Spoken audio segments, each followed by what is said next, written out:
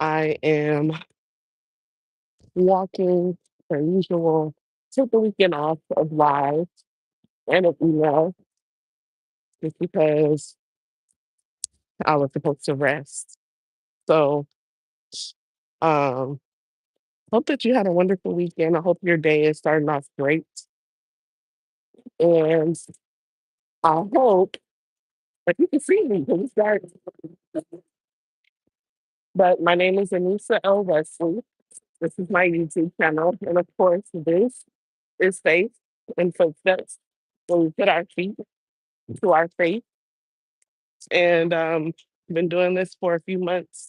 Actually, I've been doing Faith and Footsteps for a few years, but I started over in Instagram and moved on over to YouTube, which is now our little family here. So if you're finding this for the first time ever, welcome.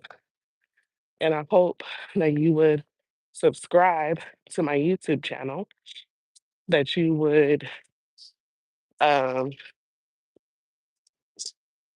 like this video, and that you would share this video to someone who needs it, someone who needs encouragement. The other things that I do in life, I'm a best-selling author. My book is called Please Excuse My Brave, Overcoming Fear and Living Out Your Purpose. It's on Amazon. So that is a big part of my life, my purpose, and ministry is helping the people overcome whatever obstacles come in their way from living in their purpose. And I'm a mom, I'm a wife, I'm a therapist. So you'll hear a lot of mental health attached to, incorporated with everything that I'm talking about. And um, what else was I going to say? I'm a podcaster.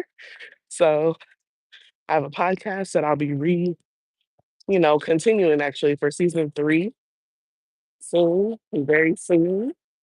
So there's a lot of great things going on my page. Have some surprises coming as well. So just stay connected. Make sure that you subscribe to my channel. Thank you for joining me, CJ. Appreciate you being here today. And yeah, so and then welcome everyone else. If you didn't hear me, make sure you subscribe. My name is Anissa. Over here, I'm Anissa the friend. Um, so thank you for joining. That's funny that you say that, Leonard, because you're watching. But anyway, as I was saying, and thank you to all those who like this video so that more people can see it. Um, so I was just walking, and per usual, it's my time that I'm in the Bible, reading the Word, and um, I've been in the book of Exodus. So I advise you on your time whenever you spend time with the Lord, then maybe you look into the book of Exodus. I'm gonna pick up Rex. Come on. Oh yeah. Say hi. So, that you pick up the book of Exodus and read that because it's so good. Um it talks about the people of Israel and them being trapped in the morning into Egypt. And it's basically the story of how the Lord rescued them. So um so yeah, it's really amazing, honestly. I'm still like on chapter I think 14. It's getting so good. In chapter 12, it talks about the Passover. And let me walk so I can make this light. Um, it talks about the Passover. And if any of you know what the Passover is, let me know. But The Passover was a time when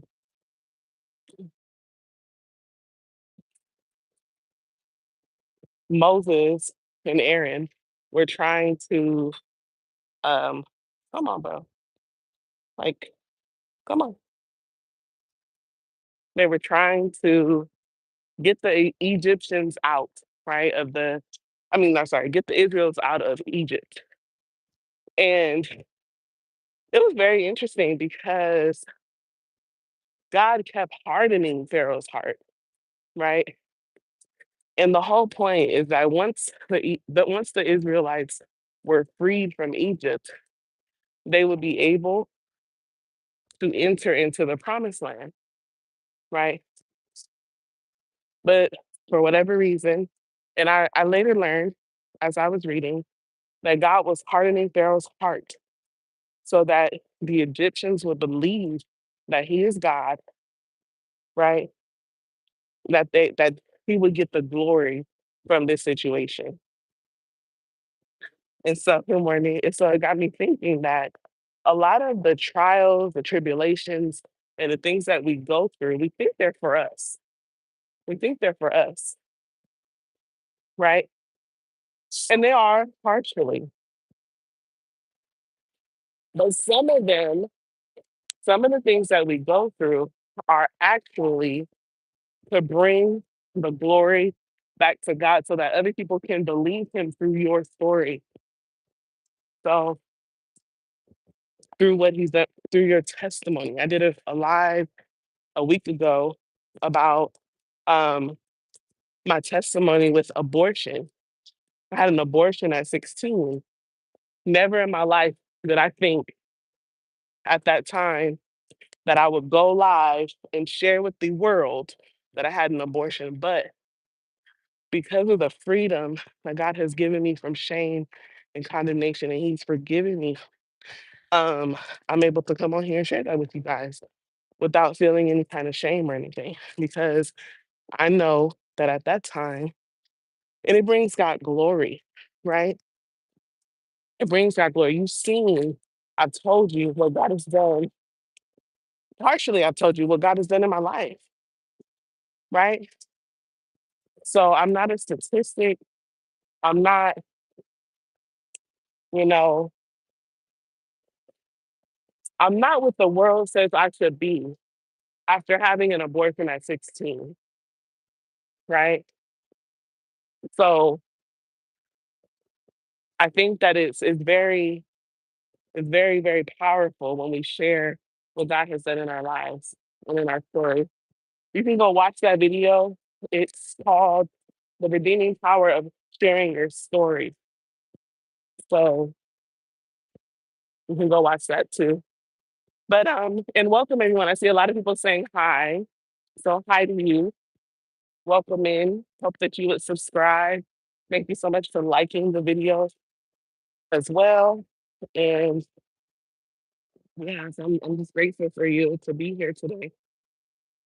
Um, woo, it's a good walk, guys. And all right, so I'm gonna get back to what I was saying. So basically, um, God was hardening Pharaoh's heart. We got a student.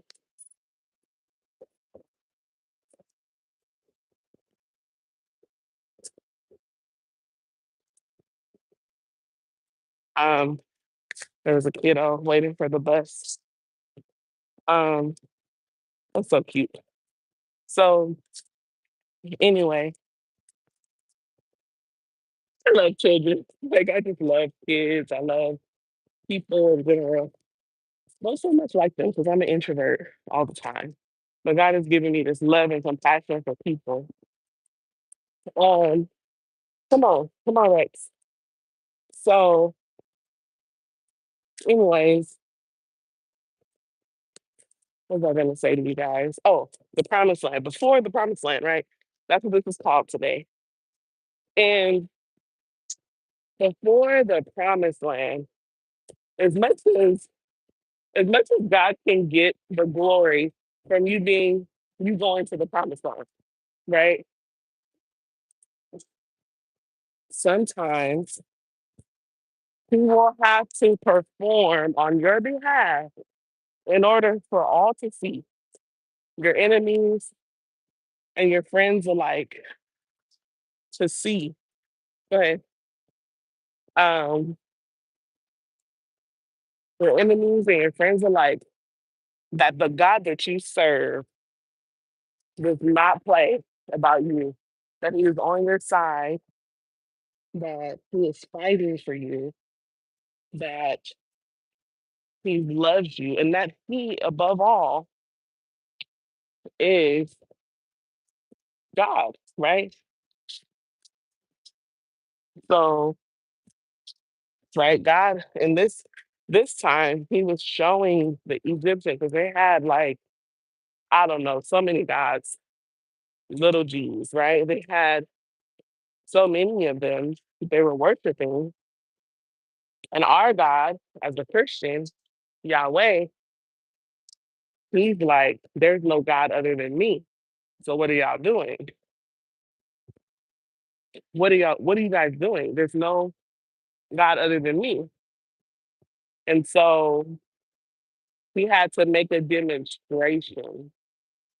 And so the Passover, it was so cool because he gave people instructions. This is why obedience is important.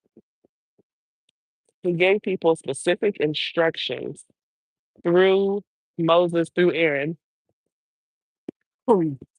excuse me, and the instructions saved their lives. He said, you're going to put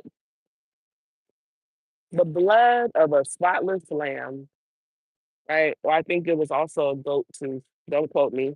This is chapter 12 of Exodus.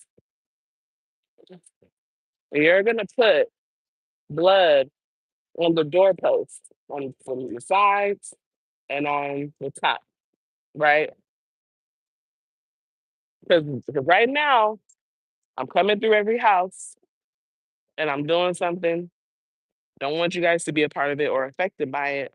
So when I see the blood, I will pass over. And my God, this really got to me because now, now, when he sees the blood of Jesus,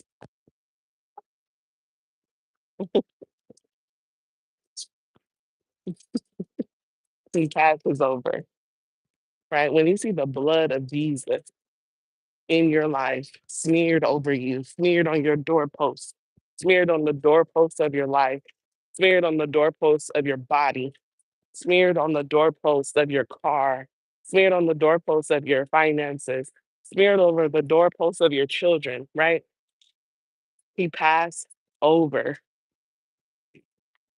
And the enemy, because we have Jesus, now Jesus is in the New Testament, right? So you want to learn about him, read all the gospels, learn what I'm talking about, because this is not what this life is about. However, it all connects. So the blood of Jesus covers, protects, it washes, it cleanses. It's more powerful than anything. So to me, in Exodus, that was a sign of what was to come, right? Because everybody with with the blood smeared on their doorpost was not affected by the plague that the Lord um, called the plague of death. So I want to ask you this before you start looking into the promised land, has your doorpost been smeared? Oh, good morning, husband. He said the blood of Jesus covers a lot. It's so powerful. Um, it is. So before you are like, man, why am I not in my promised land? Man, why these stuff keeps happening? Ask yourself, have you smeared yourself in the blood of Jesus? Have you allowed God, not yourself, to get the glory in your life and in your situation and in your circumstance? Because maybe, amongst other things, I'm not saying this is the only thing that can keep you from the promised land. I think I'm going to share about that tomorrow. But maybe you are not covered, and that's why you haven't made it yet. So, um, and I'll share this too. We have just a few more days of the Fallout of Fear fast, which we've been doing all October. So whoop to you if you made it this far. You're not eating food from 12 a.m. to 12 p.m. every single day of October. And we are falling out of love with fear. Falling out of love with fear. We are feeding our faith. If you would like to join that to know more, to know all of the instructions for the fast and for the consecration, I the consecration, which is optional, um, I recommend that you go to my YouTube and subscribe to my email list so that you can get all of those details. So I'll be sharing them later on today. Okay. So I'm gonna put it in this description box, but it's also on my YouTube channel. All my links are there. So if you're interested, make sure that you go and do that. And grateful to have you all here. Hope I see you tomorrow morning for another Faith in Footsteps.